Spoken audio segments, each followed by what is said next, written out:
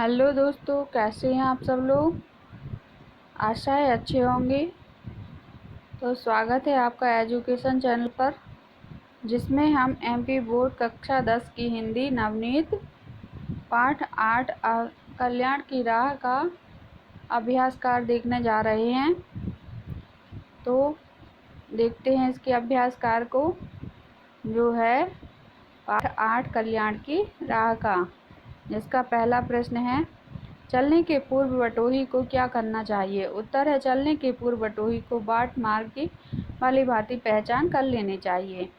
अगला प्रश्न है, कवि के अनुसार व्यक्ति को किस रास्ते पर चलना चाहिए। उत्तर है, कवि के अनुसार व्यक्ति को उसी रास्ते पर चलना चाहिए जिसको उसने अच्छी तरह समझ और देख लिया हो। अगला प्रश्न है, प्रत्येक सफल राहगीर क्या लेकर आगे बढ़ा है। उत्तर है, प्रत्येक सफल राहगीर एक निश्चित उद्देश्य तथा अपनी राह में आने वाले संकटों का सामना करने का विश्वास लेकर आगे बढ़ा है, तभी उसे सफलता मिली है। अगला प्रश्न है, नरेश मेहता अपनी कविता में किसके साथ चलने की बात कह रहे हैं। उत्तर है, नरेश मेहता अपनी कविता में संघर्ष करते हुए सूरज के संग संग चलते रहने की बात कह रहे हैं। अगला प्रश्न है, नदियां आगे चलकर किस रूप में परिवर्तित हो जाती हैं। उत्तर है, नदियां आगे चलकर समुद्र में परिवर्तित हो जाती हैं। कवि ने रुकने को किसका प्रतीक माना है। उत्तर है, कवि ने रुकने को मरण का प्रतीक माना है। अगला प्रश्न है, स्वप्न पर मुग्ध न होने की राय कवि क्यों देता है। उत्तर है, स्वप्न पर मुग्ध न होने की राय कवि इसलिए देता है कि इससे मनुष्य सच्चाई से दूर हो जाता है और ये स्वप्न उसे कहीं का नहीं रहने देते। वह इन्हीं पर विचरण करता हुआ जग और जीवन से अलग थलग हो जाता है। अगला प्रश्न है, कवि ने जीवन पथ में क्या क्या अनिश्चित माना है। उत्तर है, कवि ने जीवन पथ में निम्न बातों को अनिश्चित माना है। किस जगह में हमें नदी, पर्वत और गुफाएं मिलेंगी, किस जगह पर हमें बाग, जंगल मिलेंगे और किस जगह हमारी यात्रा खत्म हो जाएगी, और कब फूल मिलेंगे और कब कांटे। अगला प्रश्न है, कवि के अनुसार जीवन पथ के यात्री के पथ की पहचान क्यों आवश्यक है। उत्तर है, कवि हरवंश राय बच्चन जी मानते हैं कि मानव को जीवन का मार्ग सोच विचार कर अपनाना चाहिए। जीवन में महान बनने का निश्चय लक्ष्य लेकर उसी के अनुरूप जीवन पथ पर अपनाना आवश्यक है। जीवन पथ का चयन महापुरुष की जीवनियों के आधार पर निश्चित किया जा सकता है। जीवन पथ निश्चित कर उसमें अच्छे बुरे का द्वंद्व नितांत अनुचित है, क्योंकि हर सफल पंथी दृढ़ विश्वास के सहारे ही मार्ग पर चलता जाता है। महान जीवन जीने का भाव आते ही तन मन में उत्साह बढ़ जाता है। उस समय सही पथ जीवन पथ की पहचान न हुई तो असफलता हाथ लग सकती है। अतः जीवन पथ के यात्री को जीवन पथ की पहचान होना आवश्यक है। कवि के अनुसार क्षितिज के उस पार कौन बैठा और क्यों। उत्तर है, कवि के अनुसार क्षितिज के उस पार श्रृंगार किए हुए लक्ष्मी बैठी है, और वह इसलिए बैठी है कि कोई पुरुषार्थी आए और अपने परिश्रम से उन्हें प्राप्त कर ले। अगला प्रश्न है, मानव जिस ओर गया उधर क्या क्या हुआ। उत्तर है, मानव जिस ओर गया उधर नगर बस गए और तीर्थ बन गए। अगला प्रश्न है, चिरवैती कविता में कवि ने लोगों को क्या क्या सलाह दी है। उत्तर है, चिरवैती कविता में कवि ने लोगों को सलाह दी है कि उन्हें जीवन में कभी रुकना नहीं चाहिए। जिस प्रकार सूरज दिन रात चलता रहता है, उसी प्रकार उनको भी दिन रात चलते रहना चाहिए। मानव ने निरंतर चलकर ही नगर और तीर्थों का निर्माण किया है। जहाँ चलना थम जाता वहीं मृत्यु आ जाती। अतः निरंतर चलते रहो। अगला प्रश्न है, चलने से पूर्व बटोही को कवि किन किन बातों के लिए आगाह कर रहा है। उत्तर है, चलने के पूर्व बटोही को कवि आगाह कर रहा है कि हे बटोही, तू चलने के पूर्व अपने पथ को पहचान कर ले। बटोही के क्रियाकलापों और चेष्टाओं की कहानी किसी पुस्तक में छपी नहीं मिलती है। इस मार्ग पर अनगिनत राही चले, पर अधिकांश का कोई पता नहीं है। पर हाँ, कुछ अनोखे रास्तागीर हुए हैं जिन्होंने अपने पग चिन्हों को मार्ग पर छोड़ा है और हम लोग उन्हीं पर चल रहे हैं।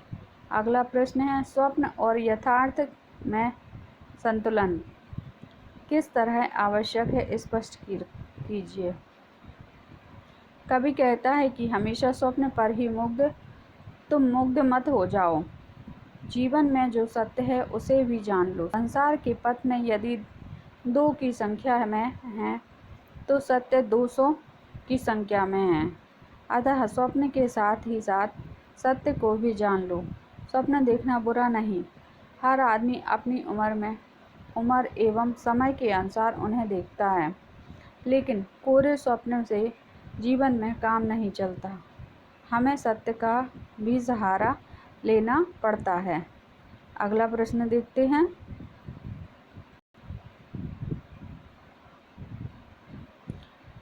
चरैवेति जनगर्वा कविता का मूल आशय क्या है? उत्तर है, चरैवेति जनगर्वा कविता का मूल आशय यह है कि हमें जीवन में कभी भी रुकना नहीं चाहिए। जिस प्रकार सूरज दिन रात चलता रहता है, उसी प्रकार हमको भी दिन रात काम में लगे रहना चाहिए। मानव ने निरंतर चलकर ही संसार में नए और भव्य नगरों का निर्माण किया है। उसी ने नए तीर्थों का निर्माण किया है। जहाँ चलना थम जाता है वहीं मृत्यु आ जाती है। अतः निरंतर चलते रहो। अगला प्रश्न है, युग के संग संग चलने की सीख कवि क्यों दे रहा है? उत्तर है, युग के संग संग चलने की सीख कवि इसलिए दे रहा है कि जो व्यक्ति परिवर्तित युग के साथ साथ कदम से कदम मिलाकर नहीं चलेगा, वह संसार की दौड़ में पिछड़ जाएगा। नई सभ्यता के सामने उसके पैर जम नहीं पाएंगे। अतः कवि युग के साथ साथ चलने की सीख दे रहा है। अगली पंक्तियों का भाव स्पष्ट कीजिए। पहली पंक्ति है, रास्ते का एक कांटा डैश सीख का सम्मान कर ले। पंक्तियों का भाव है, कविवर बच्चन जी कहते हैं कि हमें स्वर्ग के सपने आते हैं। इससे हमारे नेत्रों के कोने में एक विशेष प्रकार की चमक आ जाती है। हमारे पैरों में पंख लग जाते हैं, अर्थात हम कल्पना लोक में विचरण करने लग जाते हैं और हमारी स्वच्छंद छाती ललकने लगती है। रास्ते में पड़ा हुआ एक भी कांटा हमारे पाँव के दिल को चीर देता है। जब खून की 2 बूंद गिरती है तो उसमें एक दुनिया डूब जाती है। आगे कवि कहता है कि चाहे हमारी आँखों में स्वर्ग के सपने ही हों, पर हमारे पैर पृथ्वी पर ही टिके रहने चाहिए। कहने का भाव यह है कि हमें जीवन के यथार्थ का भी ज्ञान होना चाहिए। कांटों की इस अनोखी शिक्षा, हे मानव तू सम्मान कर ले। हे रास्तागीर, रास्ते पर चलने से पूर्व रास्ते की भली भांति पहचान कर ले। अगली पंक्ति है, रुकने का नाम मरण डैश संग संग चलते चलो। व्याख्या है, कविवर नरेश मेहता जी कहते हैं कि निरंतर बहने वाली नदियों ने ही अपने पानी द्वारा सागर का निर्माण किया है। बादल ने ही उमड़ घुमड़ कर धरती को फलवती बना दिया है। रुकना मृत्यु है, पीछे सब पत्थर पड़े मिलेंगे। यदि आगे बढ़ोगे तो देवयान मिलेंगे। अतः युग समय के साथ ही साथ चलते रहो। अगला प्रश्न है, वक्रोक्ति अलंकार की परिभाषा किसी अन्य उदाहरण सहित समझाइए। उत्तर है, वक्रोक्ति अलंकार जहाँ पर ध्वनि द्वारा कथित का भिन्न अर्थ ग्रहण किया जाए वहाँ वक्रोक्ति अलंकार होता है। उदाहरण है, को तुम हो इत आए यहाँ कहाँ, घनश्याम हो तो कितहु बरसों। चितचूर कहावत है हम तो, तह जाऊं जहाँ घन है सरसों। तो देखा ये वक्रोक्ति अलंकार है।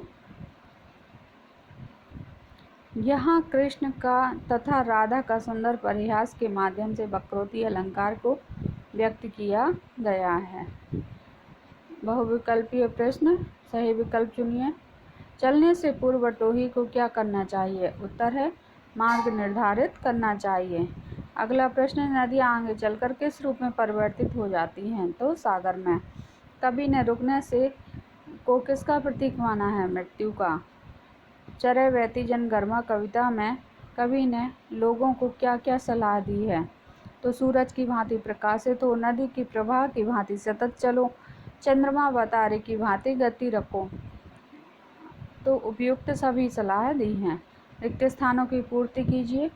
पथ की पहचान कविता की रचयिता हरिवंश राय बच्चन जी है। जीवन में उचित लक्ष्य निर्धारित कर जीवन पथ पर अग्रसर होने पर ही सफलता मिलती है।